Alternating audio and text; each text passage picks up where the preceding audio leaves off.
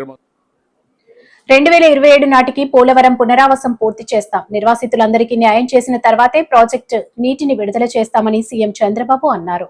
ఆ రోజు మొదటి దశలో భాగంగా 49 పునరావాస కేంద్రాలు 2025కు పూర్తి అవుతాయి.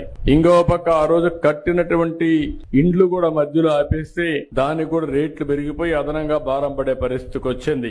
ఏదేమైనా 49 గ్రామాలున్నాయి, 17,717 పీడీఎఫ్లున్నాయి. ఇవన్నీ కూడా ఎంత తొందరగా వీలైతే అంత తొందరగా చేయడానికి ముందుకు పోతాం.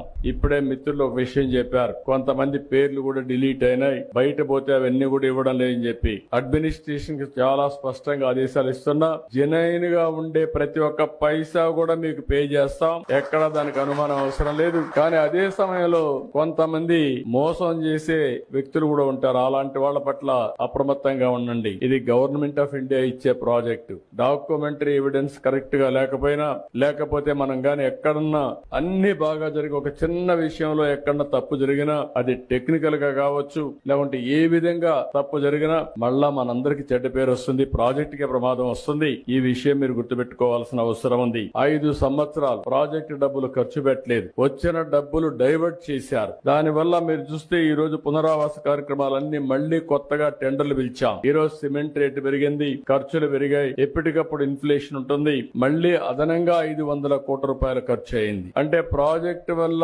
సకాలంలో పూర్తి అయి ఉంటే మీరు కూడా జీవితాల్లో సెటిల్ అయ్యేవారు. ఈ నీళ్లు గానుంటే వ్యవసాయం బాగా జరిగేది, అదనపు ఆయకట్టు వచ్చేది, ఆదాయం పెరిగేది. ఇంకొక పక్కన హైడల్ ప్రాజెక్ట్ మీరు చూస్తే పవర్ జనరేషన్ కోసం పెట్టింది, బాగా లేట్ అయింది కాబట్టి దగ్గర 2,500 కోట్ల రూపాయలు ప్రభుత్వానికి వచ్చే ఆదాయం పోయింది. ఇంకొక పక్క అదనపు భారం పడే పరిస్థితికి వచ్చింది. ఇలాంటి చాలా సమస్యలు వచ్చాయి.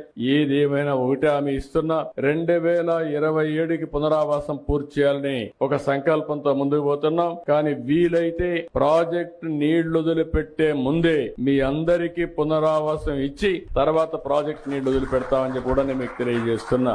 అందుకనే ఒక టార్గెట్ పెట్టుకొని 2027 డిసెంబర్ కి ప్రాజెక్టు పూర్తి అయ్యుంటే 2026 డిసెంబర్ కి మీ అందరికీ పునరావాసం కల్పించే కార్యక్రమానికి శ్రీకారం చుట్టమని ఆఫీసర్లందరినీ కోరుతున్నా. వాళ్ళకి కావాల్సిన స్టాఫ్ ఇస్తాం, మనుషులు ఇస్తాం. కలెక్టర్స్ ఇక్కడే ఉన్నారు, సెక్రటరీ గారు ఇక్కడే ఉన్నారు. వారికి ఒకటే ఆదేశాలు ఇస్తున్నా, ఎక్కడ కూడా ఒక్క వ్యక్తి కూడా మిస్ కావడానికి వీలు లేదు. రెండోది, ఎక్కడా ఒక్క రూపాయి కూడా దుర్వినియోగం కావడానికి వీలు లేదు. ఎవరైనా సరే పైరవికారులు గాని దళ